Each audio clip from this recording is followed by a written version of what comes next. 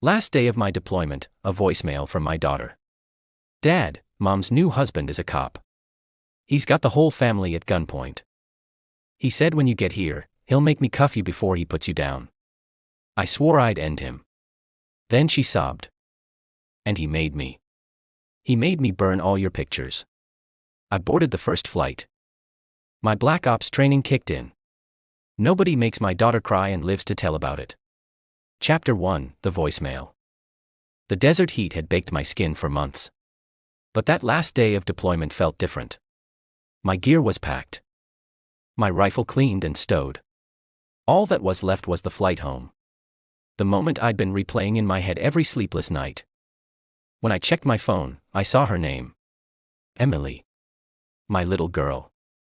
The voicemail started with frantic breathing. Then her small, cracking voice. Dad, Mom's new husband is a cop. He's got the whole family at gunpoint. He said when you get here, he'll make me cuff you before he puts you down. I stopped walking. The noise of the bass faded into static. My hand tightened around the phone until my knuckles whitened. Then she sobbed again, her voice breaking completely. And he made me. He made me burn all your pictures. The air in my lungs turned to ice. My vision tunneled. She wasn't just scared. She was broken. And I knew exactly what kind of man does that to a child. I ended the message and dialed her number. No answer. Again, no answer. I didn't bother talking to my CO. Just threw my rucksack over my shoulder and headed for the transport. The commercial ticket could wait. I'd find a way onto the first bird home. I wasn't just coming back as a father. I was coming back as the man who'd spent years in the shadows, doing things the government didn't admit to. And nobody makes my daughter cry and lives to tell about it. Chapter 2. The flight home and gathering intel. The military transport was cold and loud, the kind of noise that drowns out your thoughts if you let it. But my head was clear, sharp. Running through scenarios like I was back in a briefing room. Rule number 1, never walk into an unknown without intel. Rule number 2, hit fast, hit precise, and leave nothing standing that can hit back. By the time the wheels hit US soil, I'd already secured an untraceable burner phone from an old contact who owed me more than one favor.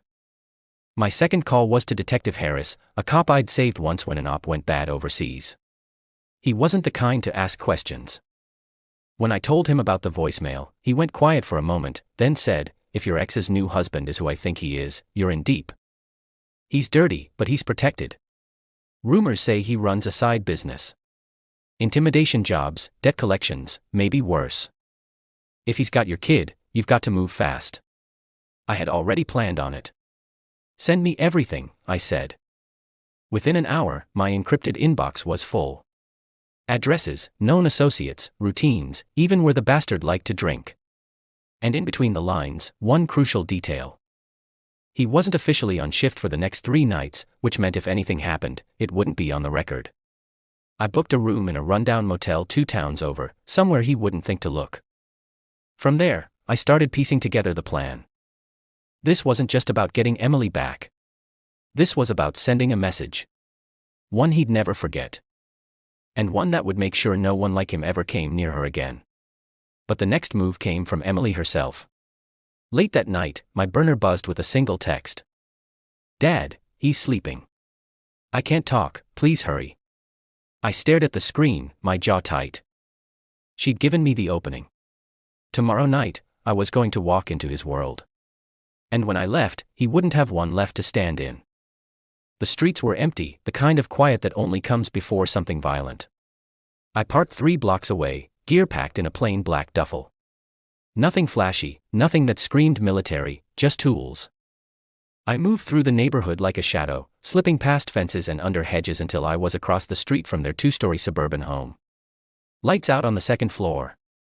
Except one. Emily's room. My pulse steadied. That was my target. I knew the layout. Harris's intel packet included blueprints. Front door leads into a hallway, living room on the left, stairs directly ahead, kitchen through the back. 3 exits, 2 cameras, 1 badly mounted floodlight I'd already disabled earlier that evening. I scaled the side fence and slipped into the backyard. Through the sliding glass door I saw him, sprawled on the couch, TV flickering over his face. His service pistol rested on the coffee table next to half a bottle of bourbon. Drunk. Overconfident. Good. I slid the door open just enough to slip inside, every step silent on the carpet. My boots barely whispered against the fibers. I was halfway across the room when his phone buzzed, and my heart stopped for a fraction of a second. He stirred, groaned, then went back to snoring. I made it to the stairs. Emily's door was closed, a thin strip of light beneath it. I knocked softly, the way I used to when checking on her at night. She cracked it open, eyes wide, then tears filled them when she saw me. "Dad," she whispered. I put a finger to my lips. "Shoo, we're leaving." She grabbed her small backpack, it was already packed. That hit me harder than I expected. She'd been ready. We were halfway down the stairs when the bastard's voice cut through the dark. Well, look who decided to show up. He was standing now, gun in hand, smirk dripping with the kind of arrogance only a bully wears. "You think you're just gonna walk in and take what's mine?" he sneered. Emily clung to my side. My voice was calm, level. "She's not yours," he chuckled. "She will be, once the court sees who's the real man in this picture." He raised the gun. That's when my training took over. Chapter 4. The takedown time slowed, the way it always did in high-stakes operations. My eyes locked on the muzzle of his gun, my mind calculating distance, angle, and speed. He shifted his weight to his right leg. Rookie mistake. I moved. My left hand grabbed Emily, yanking her behind the stairwell wall as my right hand shot forward, slapping his gun wrist upward. The shot went off, deafening in the living room, punching a hole into the ceiling light fixture. Shards of glass rained down, his smirk gone, replaced with surprise. Before he could recover, I slammed my forearm into his throat, driving him backward into the wall with a sickening thud. The bourbon bottle toppled and shattered, its sharp smell filling the air. He tried to swing, but I trapped his arm, twisted, and the gun clattered to the floor. One kick sent it skidding under the couch. "You don't point a weapon at my kid," I growled, my voice low, steady, dangerous. He spat blood, glaring. "You think you can just..." I drove my knee into his gut, cutting him off. He wheezed, collapsing to his knees.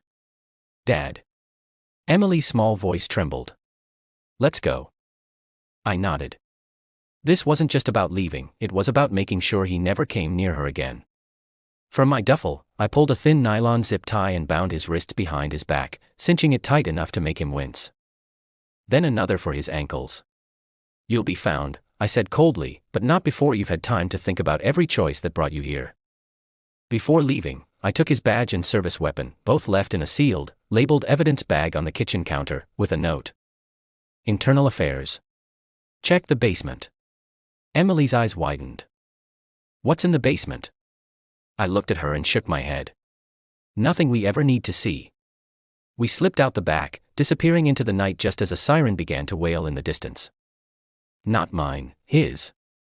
By morning the headlines would explode. Chapter 5. The Fallout. By sunrise, I was sitting across from Emily at a small diner 2 towns over. Her hands were still wrapped around the steaming mug of cocoa like it was a lifeline. I didn't push her to talk, just let her sip in silence until the color started to return to her cheeks. My phone buzzed. Not once, not twice, dozens of times. The first text was from a buddy in the state police. "You didn't hear it from me, but your daughter's stepdad just got picked up by internal affairs." The next one was from an unknown number, a shaky voice note from my ex-wife. Her voice was trembling, frantic. "They took him. They're tearing apart the house, the basement, everything. Oh my God, I didn't know. Please call me back." She didn't know. Yeah, right. I'd left the evidence bag for a reason. His badge, his service weapon, and a flash drive. Not mine, his. It held videos, transaction logs, and chat records of the things he'd done. To suspects, to colleagues, to people he thought no one would miss. The department moved fast. His name was stripped from the roster by noon. By evening, every news station had his mug shot, flanked by the words "disgraced officer under investigation for multiple felonies." But the real twist. They also uncovered a network. Corrupt officers, dirty deals, extortion schemes, and my ex-wife. Her name came up in the wire transfers. Emily watched me scroll through the news on my phone, her eyes wide. Dad, does this mean we're safe? I looked at her, my jaw tightening. We're safer now than we've been in years. That night I made one more call. Not to the police, not to my ex, to a friend from my unit, a guy who knew how to make certain people disappear from your life without laying a finger on them. Make sure she never comes near Emily again, I said. He didn't ask questions, just replied, consider it done. By the next morning, my ex-wife had been served with a court order, full custody granted to me, no visitation rights, and a freeze on all her accounts, pending investigation. Emily slept in her own room that night, her favorite stuffed animal back in her arms. Before she drifted off, she whispered, "You came for me." I smiled, brushing her hair back, always. And I meant it, because now she knew. When you hurt my kid, you don't just lose the fight, you lose everything. Epilogue, the last look. 3 months later, life felt almost normal again. Emily was back in school, laughing with her friends, no more waking up from nightmares. I'd taken a quieter job, consulting, remote work, so I could be home when she needed me. We were walking through the mall one Saturday, hands full of shopping bags and pretzels, when I heard it.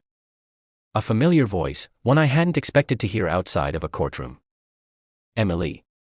We turned. My ex-wife stood there, pale and drawn, her hair a mess, eyes darting like a cornered animal. She wore a faded hoodie, no makeup, and she looked nothing like the perfectly polished woman she once pretended to be. Emily instinctively stepped closer to me. I could feel her little hand tighten around mine. I just wanted to talk, she stammered. About what? I asked flatly. She opened her mouth, but the moment was interrupted, loudly, by 2 mall security officers walking past. One of them glanced at her and smirked. "Hey, you're that lady from the news, right?" The other chuckled. "Yeah, the one who helped her cop boyfriend run his little crime ring." Her face turned crimson. Shoppers nearby slowed down, whispering. Someone even took out their phone. I didn't say a word. Didn't need to. I just looked at Emily, nodded toward the exit, and we walked away, leaving her standing there surrounded by curious stares, trapped in the prison of her own ruined reputation. As we stepped outside into the crisp air, Emily grinned up at me. She looked smaller than I remember. "She is," I said. "Some people shrink when the lies are gone." And with that, we kept walking. No backward glances, no second thoughts. Her world was gone. Ours was just beginning.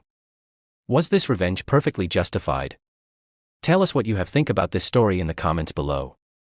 Like the story,